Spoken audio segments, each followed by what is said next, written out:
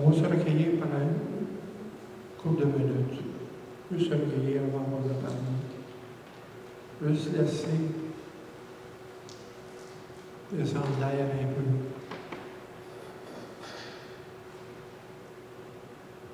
On va inviter l'Esprit Saint ce matin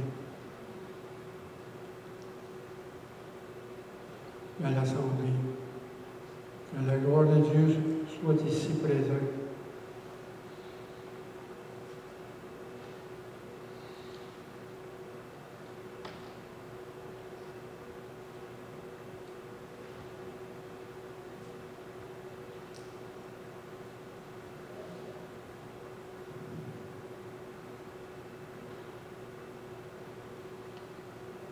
Parce qu'il est bon d'entendre en silence pour le Seigneur.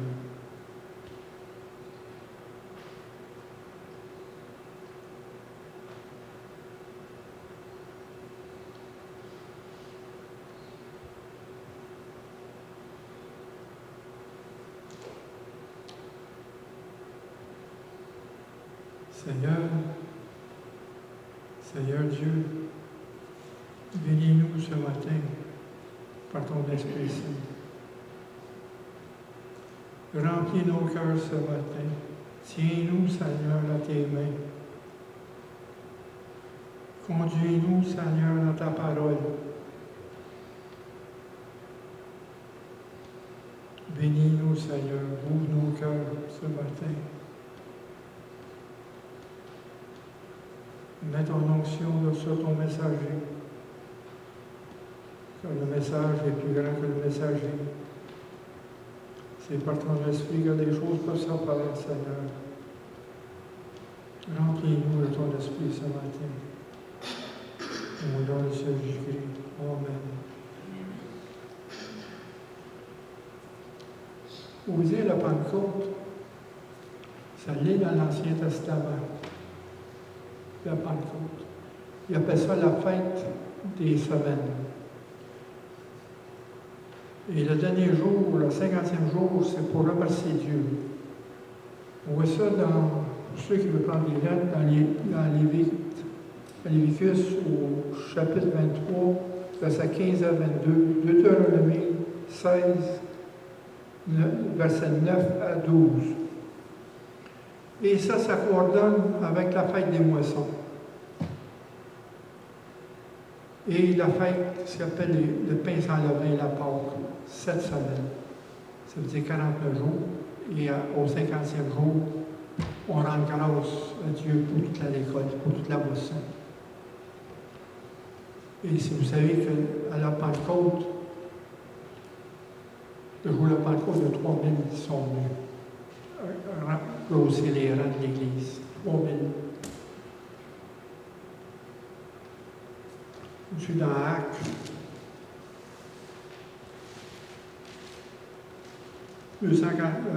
Chapitre 2, verset 41.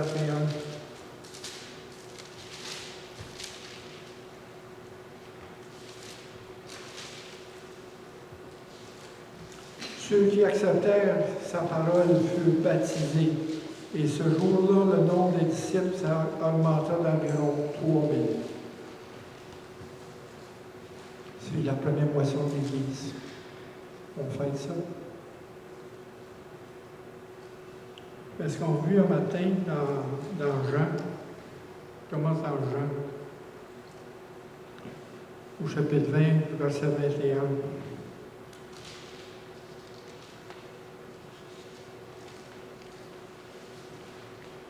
Jésus leur dit, de nouveau, la paix soit avec vous, comme le Père m'a envoyé, moi aussi je vous envoie. Après ces paroles, il souffla sur eux, il leur dit, recevez le Saint-Esprit, et ceux à qui vous pardonnez les péchés, ils seront pardonnés, et ceux à qui vous les retiendrez, ils seront retenus.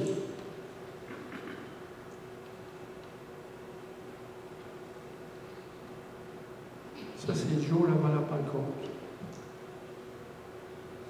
Dans ce moment, vous avez le baptême de la régénération, le souffle de la vie. Et l'effusion du Saint-Esprit qui vient 10 jours après. C'est deux séquences différentes. Parce que dans Luc, au chapitre 24, 45, il leur dit, alors il leur ouvrit l'esprit afin qu'ils comprissent les Écritures, de souffler sur eux autres. Et je vous enverrai, verset 49, je vous enverrai sur vous ce que mon Père a promis, mais restez dans la ville jusqu'à ce que vous serez vêtis de la puissance d'en haut. Là, on voit deux éléments. Ils ont reçu l'Esprit, le baptême de la régénération, et après ça, le baptême dans l'Esprit. Deux choses différentes. Complètement différentes.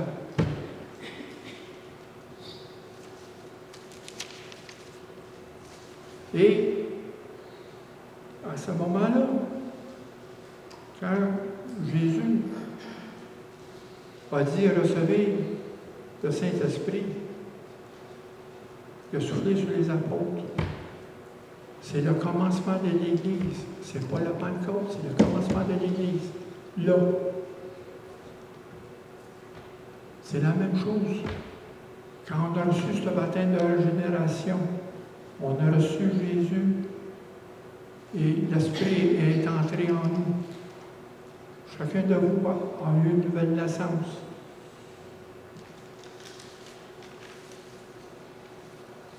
Parce que la régénération, qu'est-ce qu'on veut dire régénérer? C'est un retour à l'état initial. Adam, avant le péché, est en présence de Dieu. Après ça, Dieu, le péché s'est séparé de Dieu, mais ça, c'est pour retourner à l'état où c'est que l'homme était avant le péché. C'est une renaissance. Et dans 1 Pierre, au chapitre 1, verset 3, béni soit Dieu le Père de notre Seigneur Jésus-Christ, qui selon sa grande miséricorde nous a régénérés pour une espérance vivante par la résurrection de Jésus-Christ d'entre les morts.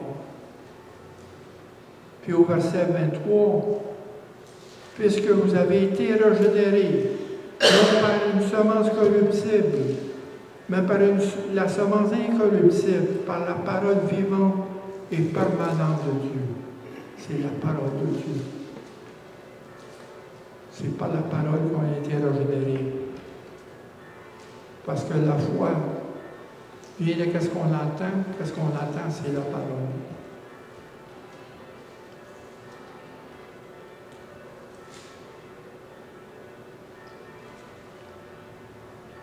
Quand il dit « il souffla sur eux »,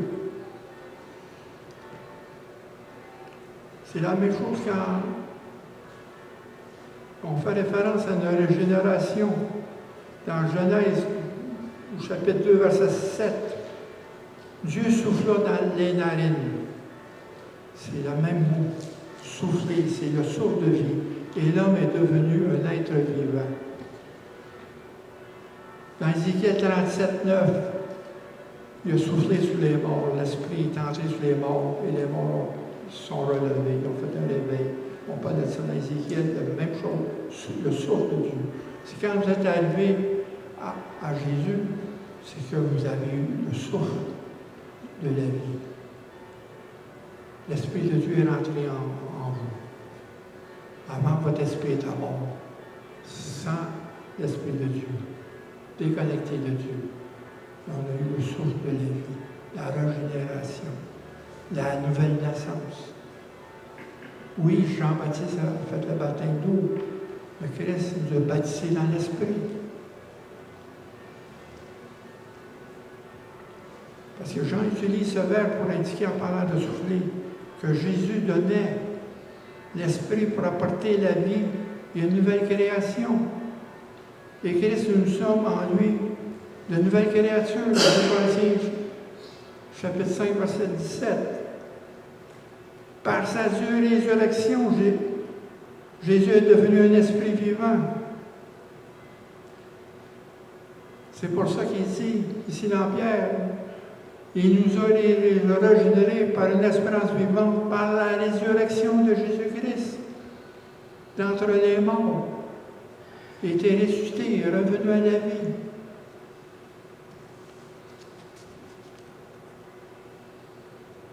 C'est pourquoi dans 2 Corinthiens chapitre 15, verset 45,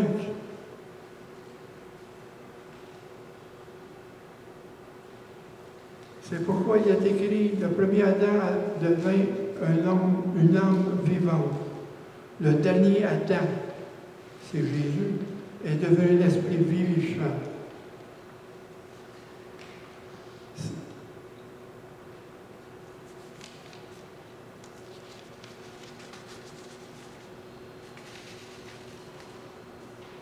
Quand il dit « Recevez le Saint-Esprit »,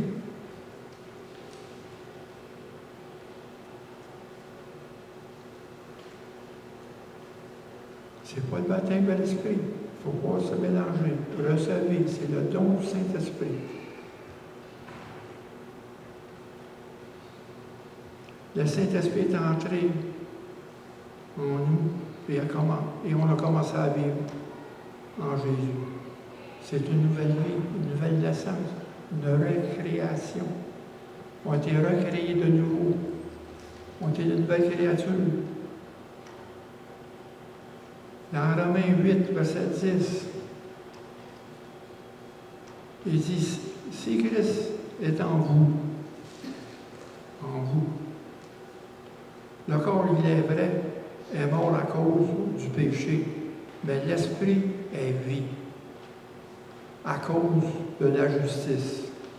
Et au verset 11, il dit, si l'esprit de celui qui a ressuscité Jésus d'entre les morts habite en vous.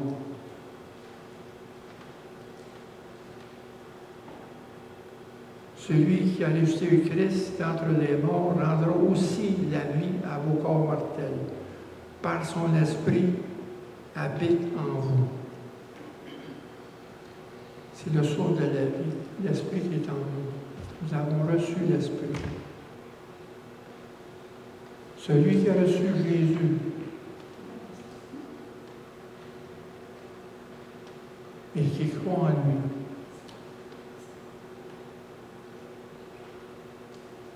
Il a donné le pouvoir de devenir enfant de Dieu. Né de Dieu et non de la chair. Non de la volonté de l'homme, mais de la volonté de Dieu. C'est notre nouvelle naissance. On n'est plus les mêmes. On ne s'appartient plus.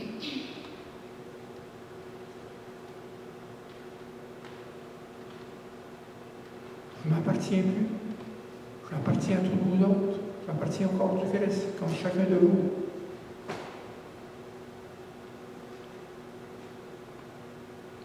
Ceci appartient, c'est à partir de cela que les croyants qui ont accepté Jésus-Christ, c'était comme sauveur et Seigneur, et qui croient en lui, qui est le Fils de Dieu.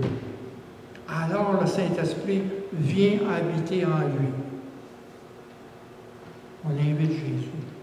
On croit qu'il est le Fils de Dieu. On vous l'avait invité. Il est venu à vous. C'est pas fini, là. Il est entré en vous, là.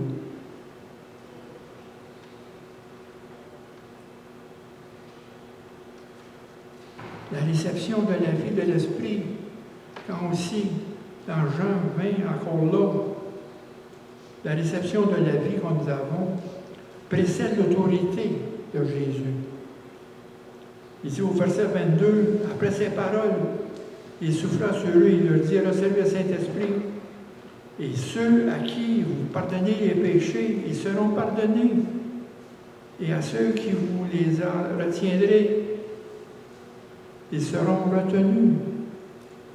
Après cela, nous avons eu l'autorité du Christ en nous. Mais la réception, recevoir l'Esprit de Dieu avant, précède l'autorité du Christ.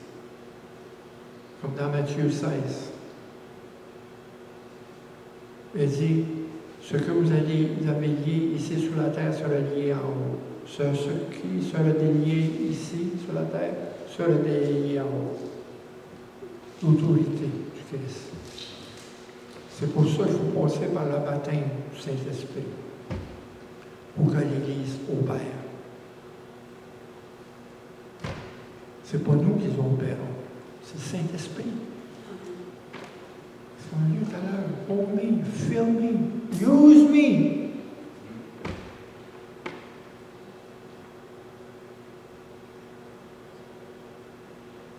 On est une petite communauté ici, là. Vous êtes là. Vous avez reçu l'Esprit. Mais là, il faut prier pour la puissance de l'Esprit. Il faut prier. C'est la première chose dans toute la prière, avant n'importe quoi.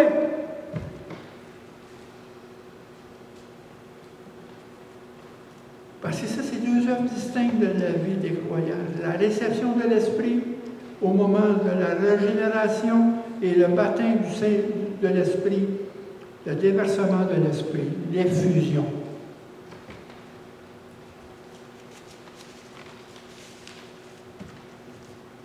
Pour ça, dans Luc, chapitre 24,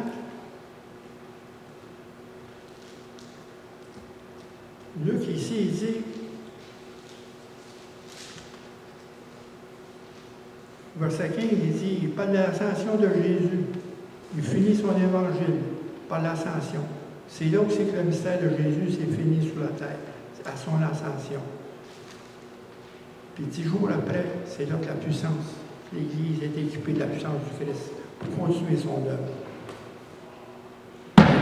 Franchement, c'est ça, là. Il faut être rempli de l'Esprit. Puis là, Luc écrit les Actes des Apôtres. Je retourne d'abord. Il reparle à cause de l'ascension. Jésus s'est élevé au ciel. Puis au verset 5, il dit, Jésus a dit, car Jean a baptisé d'eau, mais vous, de peu de jours, vous serez baptisés du Saint-Esprit. Ah, c'est formidable, ça. On ne peut pas rester assis sur nos chaises sans rien faire. Là. On n'est pas appelé à ça. Là. À être écouté. Il faut que l'Esprit agisse à travers nous et nous conduise. L'ennemi, le mot, l'ennemi, guide me. Il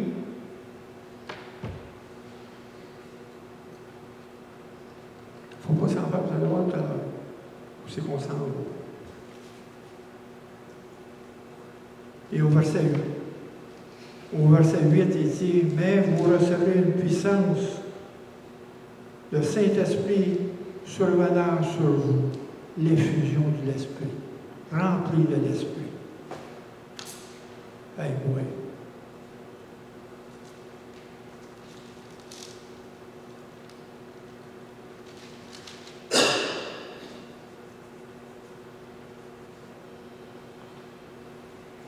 Puis au verset 13, c'est ce qu'ils ont fait quand il a dit, Jésus a dit, allez, sortez pas de la ville, attendez que la puissance de Dieu arrive devant vous.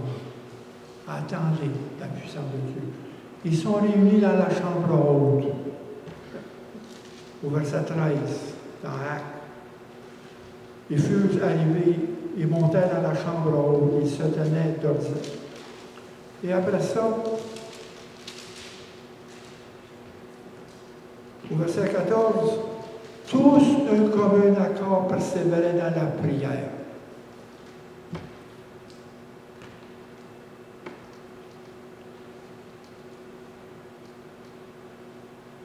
Avec les femmes,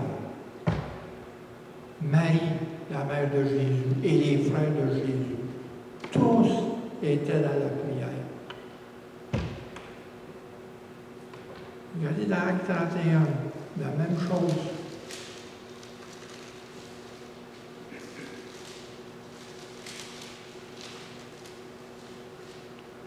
Quand ils eurent prié, le lieu où il était assemblé trembla, et tous furent remplis du Saint-Esprit. Ils annonçaient la parole de Dieu avec assurance. Le témoignage. Le témoignage. On va parler avec assurance, n'importe où.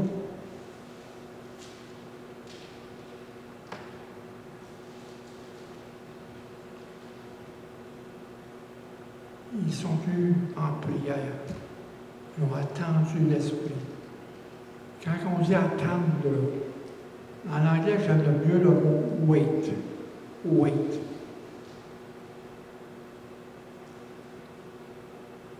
Parce que le mot wait en français était traduit par espérer. Oui, le wait, ça crée une attente de l'Esprit. Parce que ce n'est pas par notre force que les choses vont se faire.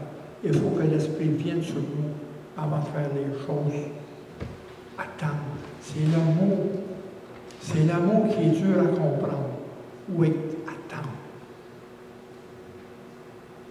Dans le psaume 46, verset 11, arrêtez et reconnaissez que je suis Dieu. Be still.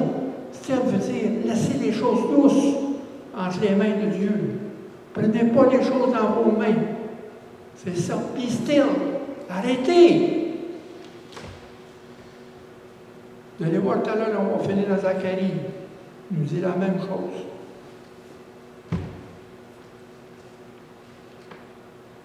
N'oubliez pas, les apôtres, c'était tous des gens faibles, non instruits, qui ont été remplis de l'Esprit, qui sont sortis de la chambre haute. Et eux autres même étaient émerveillés par ce qu'ils ont fait. Ils ont été sous le choc.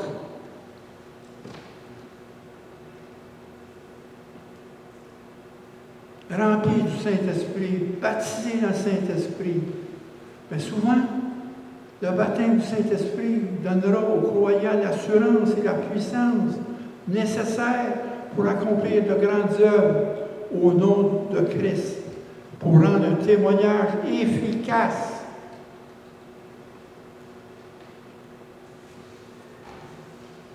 Dans Jean 14, 12, tenez en main. Jésus a dit, en vérité, je vous dis, celui qui croit en moi fera les œuvres que je fais. Vous m'entendez?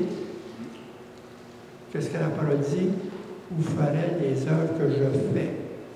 Et il en fera de plus grandes parce que je m'en vais au Père. Et après, tout ce que vous demanderez en mon nom, mon Père va vous l'accorder.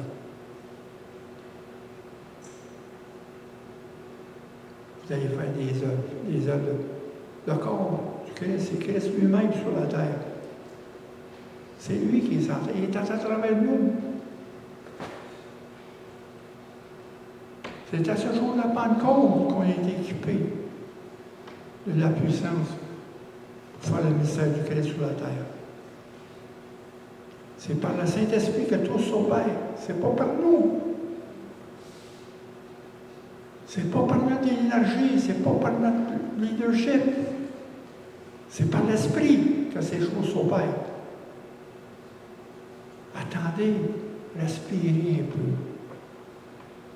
Just hold your breath. Wait. Pray. Lord, fill me, mold me. I'm yours. Je suis à toi. C'est ça la Pentecôte. Puis, la Pentecôte est venue avec un bruit qui est au milieu. Il y a eu un bruit qui est arrivé dans la maison.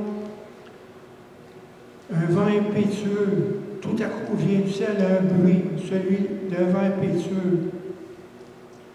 Mais là, s'il est arrivé au verset 6, un bruit qui a eu lieu, la multitude qui était alentour, ont accouru et ont vu sortir les apôtres, qui ont parlé dans leur langue maternelle.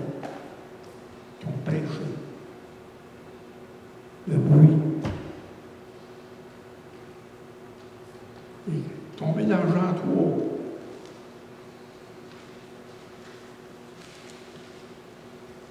On parle de bruit.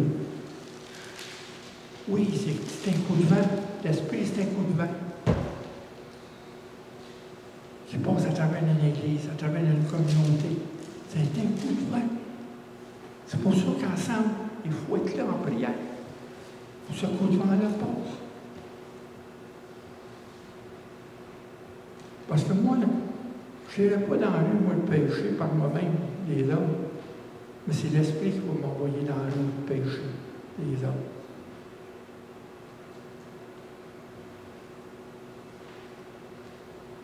Je me rappelle, il y a des années, on avait organisé un outreach, un camp de vacances.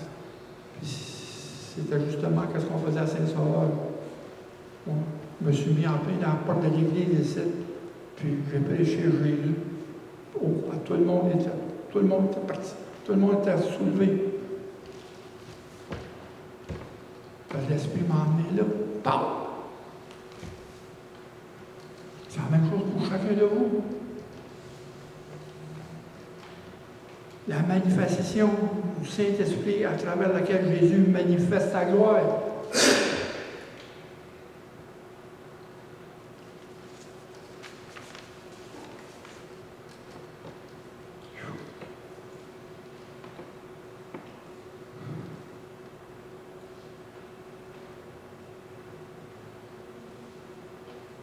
Il faut savoir attendre là.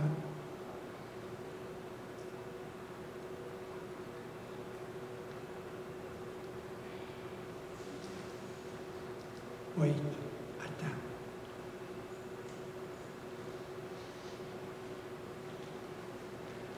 En Zacharie, ça c'est pour tout le monde, ça. Oui, non, ça va. Zacharie chapitre 4.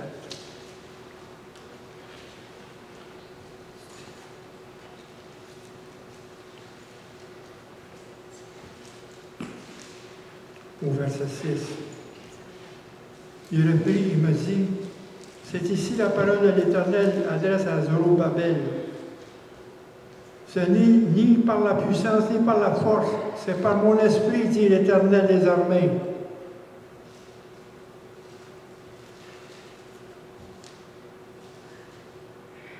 Ce n'est pas la stratégie de l'homme qui va bâtir l'Église. Ce n'est pas le leadership. Ce n'est pas par notre force. Parce que bien souvent, dans les ministères, si c'est fait par notre chair et non pas par l'esprit, on s'essouffle. On fait des burn-out spirituels.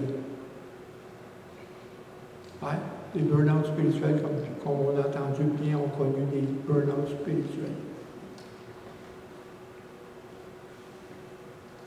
Si on n'arrête pas, point calme, prier l'Esprit pour qu'il vienne avec sa puissance, nous diriger. C'est difficile, ça, là. Ça ne se fait pas du jour au lendemain, ça, là. Ça s'éprivoise, parce qu'on connaît des échecs. C'est comme Pierre. Il a commencé à marcher sur l'eau, il a vu Jésus. Il était zélé. Pau! Mais là, il a eu peur, il a calé. Mais c'est ça, là. Et même chose ici, vous voyez ici dans Actes, quand il était dans le Chambeau, Pierre a aussi zélé. Il n'a pas attendu l'Esprit venir. Il a commencé à choisir un apôtre qui manquait avant la venue de l'Esprit. Ils ont choisi Matthias avant. Mais c'était peut-être pas la volonté de Dieu. Parce que c'est apôtre Paul a été appelé par Jésus. Paul était l'apôtre. Matthias a été tiré, choisi par les apôtres. Oui, choisi par les apôtres. C'est que Pierre a voulu devancer. Il a voulu anticiper. C'est pas bon d'anticiper les choses dans l'esprit. Il faut laisser l'esprit agir. Parce que souvent, quand on anticipe, quand vient la chose, qu'est-ce qui arrive? On fige. Il ne faut pas anticiper. Il faut juste laisser l'esprit agir. Comme il dit ici dans Jean,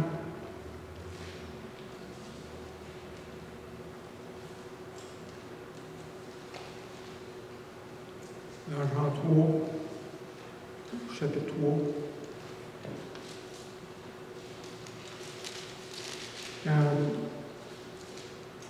quand Jésus parlait à Nicodémus,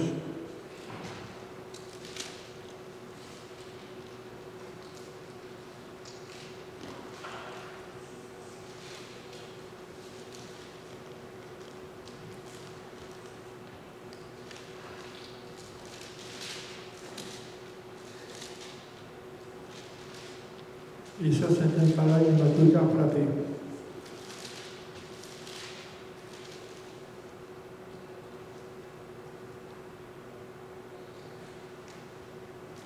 Ici, au verset 8, avant, il dit, ne t'étonne pas que je t'ai dit, il faut que vous naissiez de nouveau. Le vent souffle. Un jour, dans les chambres, un vent impétueux soufflé. Le vent souffle. Ça, c'est le souffle de Dieu, le souffle de l'Esprit. Où il veut. Il souffle où il veut. On ne sait pas d'où vient le vent. Tu entends le bruit, mais tu ne sais pas d'où il vient, ni où il va. Il est ainsi pour tout homme qui est né de l'Esprit. Tout homme.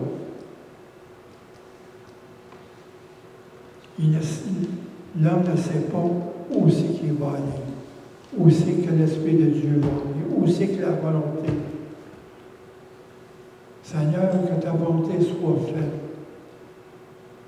Amène-moi où c'est que tu veux m'emmener sur les sommets que je ne peux pas atteindre. Fais les choses en moi. C'est pour ça, dans Zacharie, il dit, c'est ni par la puissance, ni par la force, mais c'est par mon esprit, dit l'Éternel. Car l'homme n'a aucun pouvoir pour réagir. Il ne peut pas accomplir l'œuvre de Dieu. Nous pouvons faire son œuvre que si le Saint-Esprit nous en rend capables. Ce qu'il dit dans les Actes, il a rendu capable de parler en d'autres langues, les langues paternelles de ceux qui étaient à Jérusalem. Capable.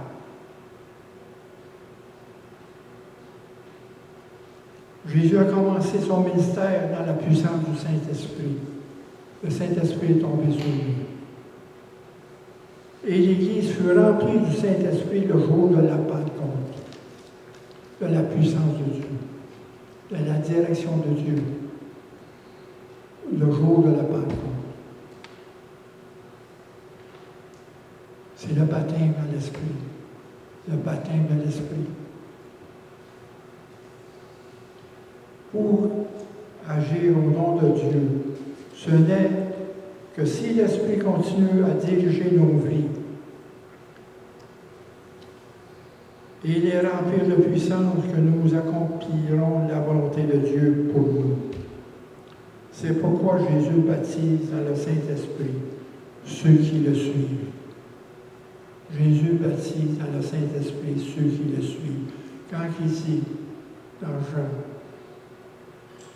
chapitre 8, verset 12, je suis la lumière du monde, et celui qui me suit ne marchera pas dans les ténèbres,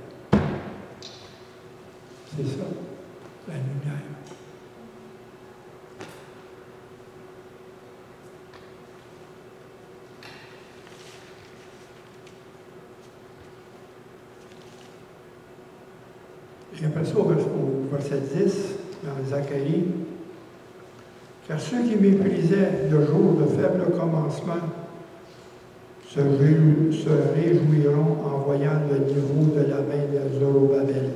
Ça, c'est parce que Zorobabel, il faut le sol tout plein quand il a construit le temple. Beaucoup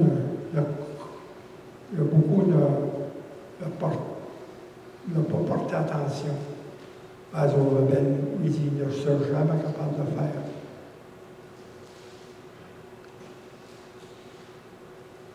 Parce que souvent, c'est la même chose s'applique pour nous. On est une petite communauté.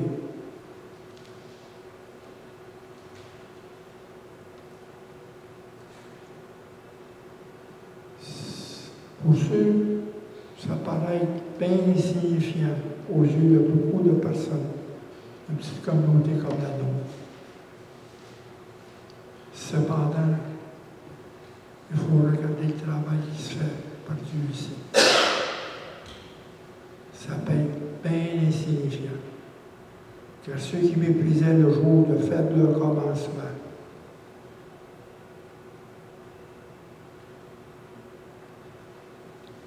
ils vont être surpris de l'œuvre de Dieu, le travail que Dieu fait à travers nous. Le ministère du Christ dans chacun de nous. Nous sommes le corps du Christ. Christ est dans chacun de nous. C'est son ministère. C'est par l'Esprit que fait l'opération à travers nous. Le mystère du Christ. Que vous prophétisez, que vous évangélisez, que vous guérissez, c'est par le Saint-Esprit.